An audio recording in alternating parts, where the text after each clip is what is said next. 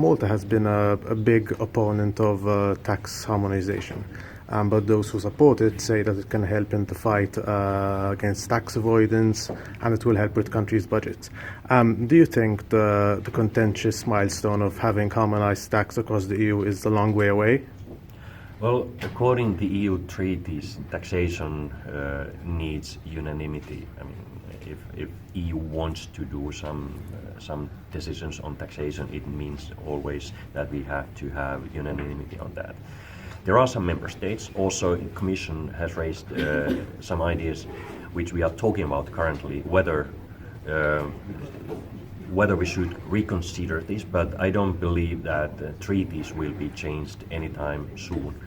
So there are some understandable reasons why we should be more effective in taxation. For instance, when talking about tax avoidance or artificial profit shifting related issues.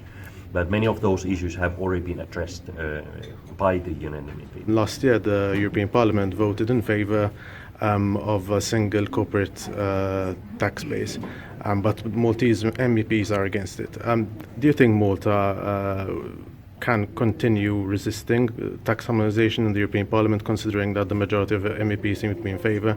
Well, with robust arguments, you can continue to resist.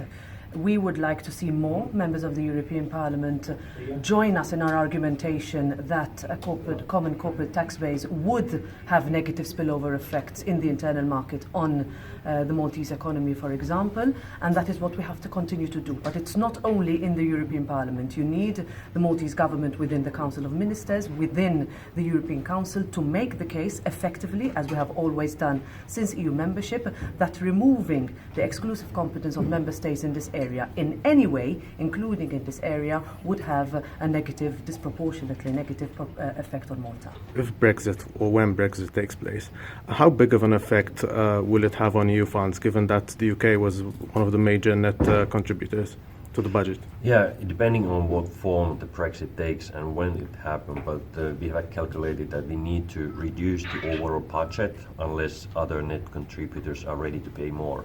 If I remember right, the figure was close to 12 billion per year, which UK is contributing every year to the EU budget, and once UK is not anymore a member, we have to reduce the budget or ask more money from the member states. But currently, the proposal on the table, which Commission has proposed, is kind of midway proposal. We are at the same time reducing the budget, but at the same time asking a little bit more contribution from net contributor.